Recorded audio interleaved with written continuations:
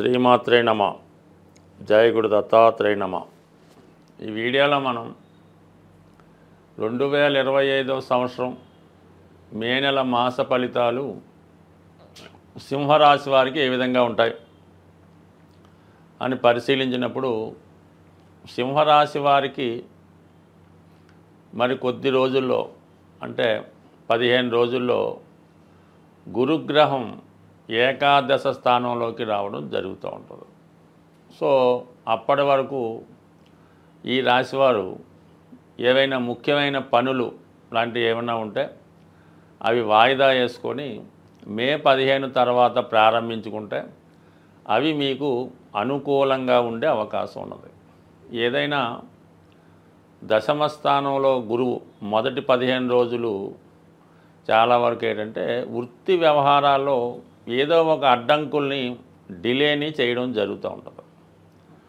ఇక్కడ ఏదైనా అష్టమాధిపత్యం గురువుకి ఉండడం వల్ల మీనరాశిలో ఈ శని రాహులు ప్రవేశం ఇవన్నీ కూడా ఈ గురువు యొక్క ప్రభావం చూపుతూ ఉంటుంది. అంటే గురువు ఏ భావంలోకి వచ్చాడు, దశమలో ఉన్నాడు కరెక్టే, కానీ గురువు యొక్క సొంత రాశులైనటువంటి మీనరాశిలో ఉన్నటువంటి ఈ పాపగ్రహాలైనటువంటి శని రాహుల ప్రభావం కూడా దశమంలో ఉన్నట్టు మీకు జరుగుతుంది అన్నమాట. అంటే డిపాజిటెడ్ థియరీ ప్రకారం. దీని ప్రకారం ఏంటంటే వృత్తిలో చాలా అసహనమైనటువంటి పరిస్థితులు, ఇతరుల జోక్యం వల్ల మీ యొక్క నిజాయితీగా మీ పనిని మీరు పూర్తి చేసుకోకపోవడం, బలవంతంగా అయినా మీతో ఆ పని పూర్తి చేయాలనే అధికారుల ఒత్తిడి, లేదంటే బ్లాక్మెయిల్ చేయడం, మీకేదో లంచాన్ని చూపించడం, ఆశ చూపించడం, ఏదో విధంగా అక్రమంగా మీతో పని చేయాలనే ప్రయత్నాలు జరుగుతుంటాయి. సో అందువలన ఏంటంటే మీరు అటువంటి ఇబ్బందుల్లో మీరు ఏవైనా ఉంటే తప్పనిసరిగా తప్పు చేయవలసి ఉంటే మాత్రం అది అంటే మీ విజ్ఞత బట్టి ఆధారపడి ఉంటుంది. కానీ మే 15 తర్వాత మీరు అటువంటి పరిస్థితి నుంచి బయటపడడం జరుగుతూ ఉంటుంది. కంపల్సరీగా ఎప్పుడైతే గురువు 11లోకి వచ్చాడో ఈ బ్యాచ్ అంతా తప్పుకుంటారు. మీకు మళ్ళీ ఫ్రెష్గా మీ యొక్క కార్యక్రమాలు మీరు చేసుకోవచ్చు. సో ఏదైనా వృత్తిలో పొరపాట్లు జరిగే అవకాశం ఉంటుంది మే 15వ తారీఖు లోపులో. కొన్ని తప్పనిసరి పరిస్థితుల్లో మిమ్మల్ని ట్రాన్స్ఫర్ చేయడం కానీ ఆ పదవి నుంచి తప్పించడం కానీ జరుగుతూ ఉంటుంది. ఎందుకంటే మరి ఆ పని మీరు చేయనప్పుడు ఇంకోటితో చేయించుకోవాల్సి ఉంటుంది. కాబట్టి ఆ విధంగా అయినా మీకు మేలే జరుగుతుంది. ఇంకా మీరు బెటర్ అయినటువంటి పదవిలోకి వెళ్ళడం, అది ఇంకా మీకు ఫ్రీగా ఎటువంటి ఒత్తిడి లేకుండా ఉండే అవకాశం ఉంది. అంటే మొత్తం మీద వృత్తిలో పరమైనటువంటి ఒత్తిడి మీకు తగ్గుతుంది. దాని తర్వాత కుజుడు 12వ స్థాన సంచారం. ఇది మీకు చతుర్థాధిపతిగా వ్యయ స్థానంలో ఉండడం వల్ల స్థాన చలనానికి ఒక విధంగా చూపిస్తుంటే మీరు ఈ సమయంలో ఏదైనా గృహ నిర్మాణం కానీ స్థిరాస్తి కొనుక్కోవడం కానీ జరిగే అవకాశం ఉంది. అది విద్యార్థులైతే హాస్టల్లో ఉండి చదువుకోవడం, అమ్మాయిలకైతే వివాహం నిశ్చయమై వేరే కుటుంబానికి వెళ్ళడానికి ఈ కుజుడు 12వ స్థాన స్థితి మీకు ఈ విధంగా కుజుడు శుభకార్యాలకు కూడా కారణం. కాబట్టి ఏదైనా ఒక మంగళ కార్యక్రమం లాంటిది, వివాహం లాంటిది జరిగే అవకాశం ఉన్నది. ఇంచుమించుగా ఈ నెలంతా కూడా కుజుడు వ్యయంలోనే ఉంటాడు. కాబట్టి మరి కారకత్వాల ద్వారా చూసినప్పుడు అన్నదమ్ములకో చదువుకో వాటికో వీటికో ఎక్స్పెండిచర్ మాత్రం చాలా ఎక్కువగా జరుగుతూ ఉంటుంది.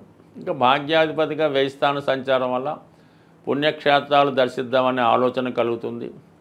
ఏదైనా విహారయాత్ర, దూర ప్రాంత ప్రయాణాలు, సమ్మర్ క్యాంపులు లాంటివి చేయడానికి చాలా వరకు అవకాశం ఉంటుంది ఈ కుజగ్రహ ప్రభావం వల్ల.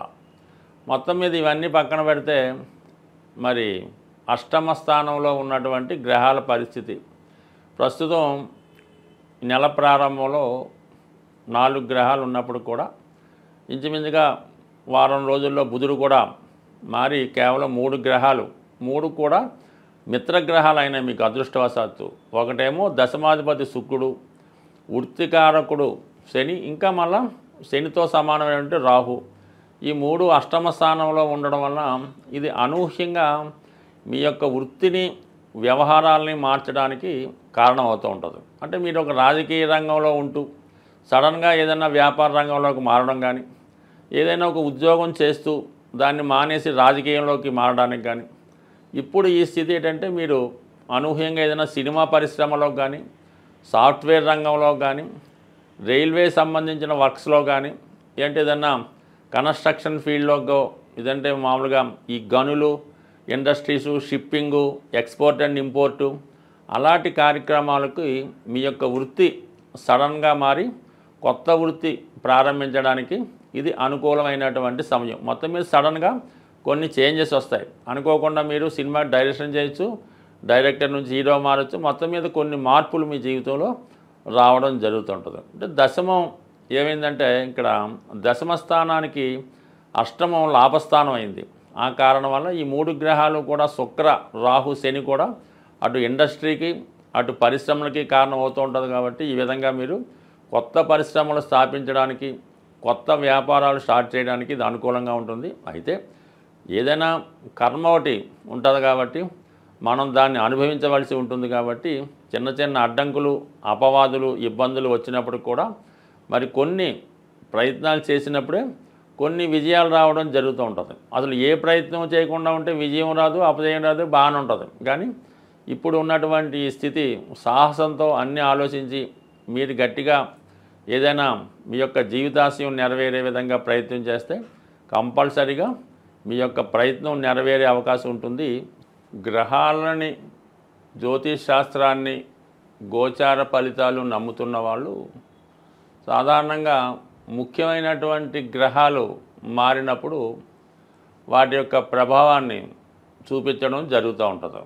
అందువలన ఏదైనా గ్రహం మారినప్పుడు ఆ గ్రహానికి సంబంధించినటువంటి పరిహారం చేసుకుంటే అది మనకి అనుకూలంగా మారడం జరుగుతూ ఉంటుంది.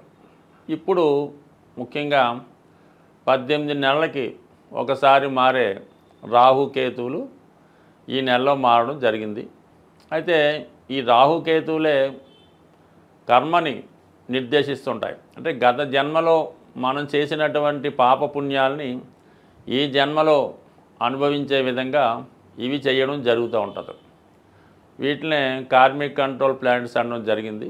మరి ఈ రాహుకేతు మారినప్పుడల్లా ఏదో ఒకటి ప్రతివాడి జీవితంలో మంచి కానీ చెడు కానీ జరుగుతూ ఉంటుంది. అది జరగాలనుకునేప్పుడు మనం కామన్గా ఈ గ్రహాలకి పరిహారం చేసుకుంటే అవి మనకి కొంత తీవ్రత తగ్గి మంచి ఫలితాలు ఇవ్వడం జరుగుతూ ఉంటుంది. మరి ఇప్పుడు ముఖ్యంగా ఏ పని జరగాలన్నా, మనం ఏ గ్రహానికి పూజ చేయాలన్నా, ఏ దైవానికి పూజ చేయాలన్నా ముందుగా విఘ్నేశ్వరుణ్ణి పూజ చేయడం జరుగుతూ ఉంటుంది. కేతువు యొక్క ఆది దైవం విఘ్నేశ్వరుడు అవటం వల్ల మరి ఈ నెలలో మీరు కంపల్సరిగా అది సంకష్ట చతుర్థి రోజు కానీ, లేదంటే మరి కేతువు సింహరాశిలో ప్రవేశించాడు కాబట్టి ఆదివారం రోజు విఘ్నేశ్వరుడి యొక్క ఆలయంలో వినాయకుడిని విధి విధానంగా గరికతో అర్చించి మన ఎండు ద్రాక్షపళ్ళు అంటే ఎండు ఖర్జూరం కానీ, కిస్మిస్ లాంటివి కానీ మరి స్వామికి నైవేద్యంగా పెట్టి అక్కడ ఉన్నటువంటి భక్తులకి పంచిపెట్టడం వల్ల కేతుగ్రహ అనుగ్రహం లభించే అవకాశం ఉంది. కేతుగ్రహ అనుగ్రహం కావాలంటే అంటే పోక చెక్క అని ఉంటుంది. అది కామన్గా ఈ పాన్ సంబంధించిన వాళ్ళు తెలుస్తూ ఉంటుంది. అది ఒకటి పూర్తిగా పోక చెక్క మీ యొక్క వాహనంలో పెట్టుకోవడం వల్ల కానీ, మీ యొక్క క్యాష్ బాక్స్లో పెట్టుకుంటే ప్రమాదాలు జరగకుండా అనుకూలంగా ఉంటుంది. కాబట్టి ముందుగా మీరు కంపల్సరీగా ఈ నెల 18వ తారీఖు తర్వాత ముందు చేసుకున్న తప్పులేదు, ఆదివారం రోజు విఘ్నేశ్వరునికి పూజ చేయించుకోవాలి. దాని తర్వాత రాహు మరి కుంభరాశిలో ప్రవేశిస్తున్నాడు. అందుకని రాహు యొక్క అనుగ్రహం కోసం కనకదుర్గ అమ్మవారు శనివారం రోజు కనకదుర్గ అమ్మవారి ఆలయంలో అమ్మవారి కుంకుమర్చన చేసి ఒక నిమ్మకాయల దండ సమర్పించి 18 సార్లు ప్రదక్షిణ చేసి వీలైతే పొలగం నైవేద్యంగా పెట్టి అమ్మవారి ప్రసాదంగా పంచిపెట్టినా పర్లేదు. వీలు లేని వారు కేవలం దర్శనం చేసుకొని 18 ప్రదక్షిణలు చేయడం వల్ల సరిపోతుంది. బట్ ఏదైనా కంపల్సరీగా ఈ శాస్త్రాన్ని నమ్ముతున్న వాళ్ళు మీరు తప్పకుండా ఈ వినాయకుడిని అమ్మవారిని పూజించుకోండి. వీలైతే ఏదైనా ఒక శక్తి క్షేత్రాన్ని, శక్తి పీఠాన్ని దర్శించడం వల్ల ఈ రాహుకేతువుల అనుగ్రహం లభించే అవకాశం ఉంది. బట్ ఏదైనా రాహుకేతు మనకు అనుకూలంగా ఉంటే ఆటోమేటిక్గా మిగతా గ్రహాలన్నీ అనుకూలించే అవకాశం ఉంది. అందువల్ల కంపల్సరీగా గ్రాసాన్ని చేసుకోండి. ముఖ్యంగా సింహరాశిలోకి కేతుగ్రహ ప్రవేశం అన్నది చాలా వరకు అధికారులకి, పెద్దవారికి కొంత ఇబ్బందులు లాంటివి ఉంటుంటాయి. కాబట్టి నిరంతరం సూర్య నమస్కారం చేసుకొని, ఆదిత్య హృదయ పారాయణ చేసుకొని ఆదివారం నియమంగా ఉంటే అటు ఆరోగ్యం, ఐశ్వర్యం లభిస్తుంది. అలాగే ఇదే నెలలో గురుగ్రహం కూడా మనకి ఈ మే 15 మారడం జరుగుతుంది. గురువు ఏ భావానికి వచ్చినా ఆ భావ ఫలితాలు మనకి ఇంప్రూవ్ చేయడం జరుగుతుంటుంది. కాబట్టి గురుగ్రహ అనుగ్రహం కోసం అంటే శివుణ్ణి పూజించుకోవచ్చు, దక్షిణామూర్తిని ఆరాధించవచ్చు, దత్తాత్రేయుల వారిని ఆరాధించవచ్చు, లేదా మీ ఇష్ట దైవాన్ని పూజించవచ్చు, లేదా మీ తల్లిదండ్రుల యొక్క ఆశీర్వాదం తీసుకున్నా సరే గురుగ్రహం యొక్క అనుగ్రహం తప్పకుండా లభించే అవకాశం ఉంది. ఏదైనా చాలా కాలంగా తీవ్రమైనటువంటి ఇబ్బందుల్లో పడుతున్నాం, ఏ విధంగా కూడా మనకి దారి లేదు అనుకున్న వాళ్ళు మరి ఈ నెలలో ఒక అద్భుతమైన రెమెడీ ఏంటంటే, ఏదైనా మీకు దగ్గరలో ఉన్నటువంటి గోశాలని దర్శించి మీ యొక్క వెయిట్, మీరెంత బరువు ఉన్నారో అంత బరువు ఉన్నటువంటి వెయిట్ చూసుకోండి. మీరు ఒక 80 కేజీలు ఉన్నారనుకోండి, 80 కేజీలు ఎండుగడ్డి కానీ పచ్చగడ్డి కానీ దాని ఖరీదు ఆ గోశాలలో డొనేట్ చేయవలసి ఉంటుంది.